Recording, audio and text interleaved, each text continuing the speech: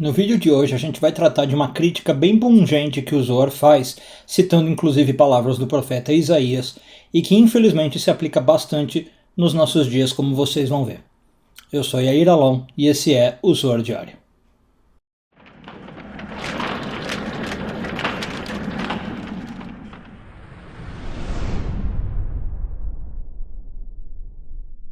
Essa semana continuamos a ler a porção de Vaikra, hoje focando nos parágrafos de 47 e 49 do Zohar, quarto ano de leitura.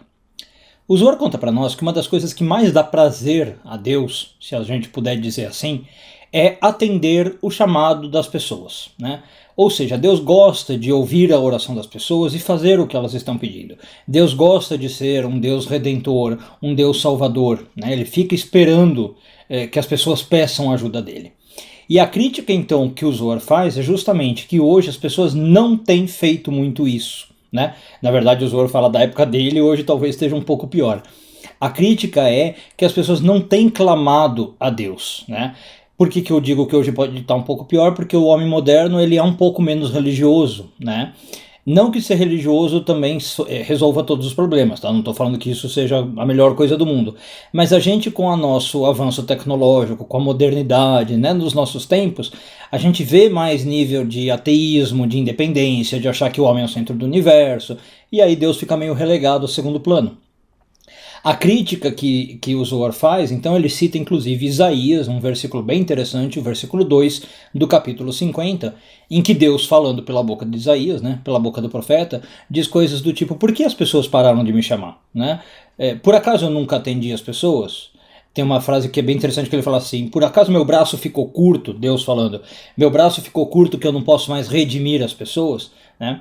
Então é como se Deus estivesse questionando por que eu fui abandonado, né? Por que eu fui largado. E são palavras até muito fortes se você parar para pensar.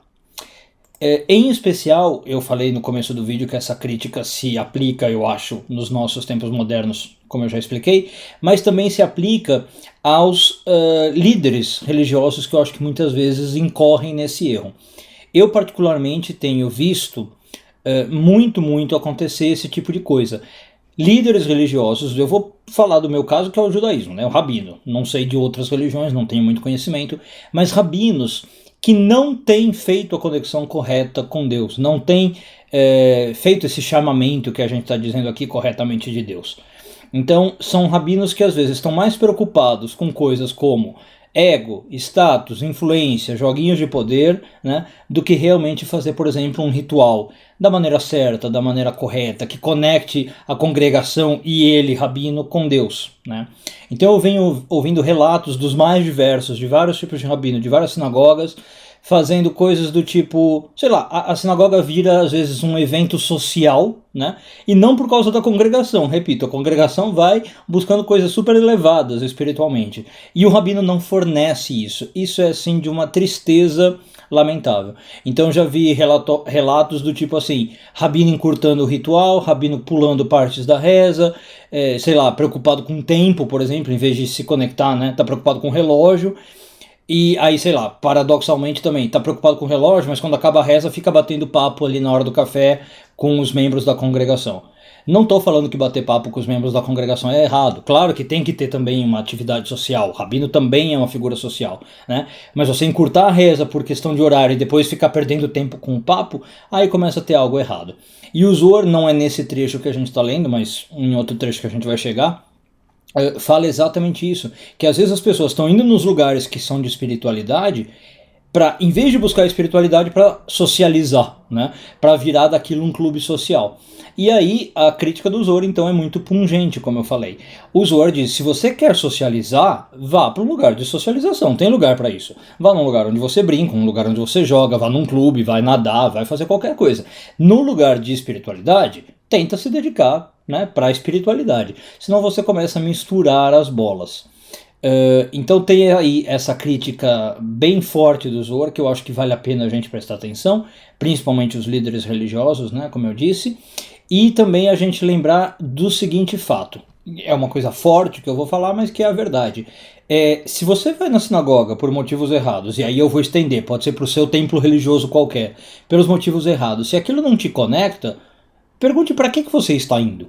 né? É mais honesto, às vezes, você não ir, né? E você talvez ficar em casa, ou procurar o que você está procurando no lugar religioso em outro lugar, do que ir. Então vamos supor que, como eu falei, você vai na sinagoga para ficar socializando, para ficar batendo papo, para ficar fofocando sobre não sei o quê.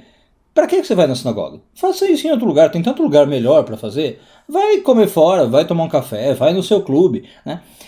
Aí eu já perguntei às vezes para algumas pessoas, por que você vai na sinagoga se você não sente a conexão com o lugar, se você não sente nada especial? E, curiosamente, a resposta que eu mais ouvi é coisas como culpa, né? A pessoa vai porque ela foi ensinada que ela tem que ir, e se ela não for é feio, é errado, sei lá, o que os pais vão achar. Ir na sinagoga por culpa já me parece algo tão paradoxal, né? Você tem que ir na sinagoga porque é algo gostoso para você, algo prazeroso, porque você sente ali uma atmosfera bacana, porque você gosta de estar lá, né?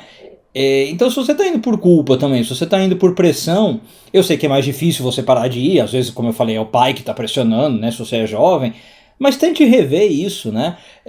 E talvez seja mais honesto, repito, mais íntegro até da sua parte, não frequentar esse tipo de lugar se não tem nada a acrescentar. Vai em lugares que pelo menos te deixam bem, que te deixam alegre, e isso é mais espiritual, isso te faz mais bem no sentido da evolução do que frequentar um lugar que, né, para você não significa nada. Um bom dia a todos e tudo de bom.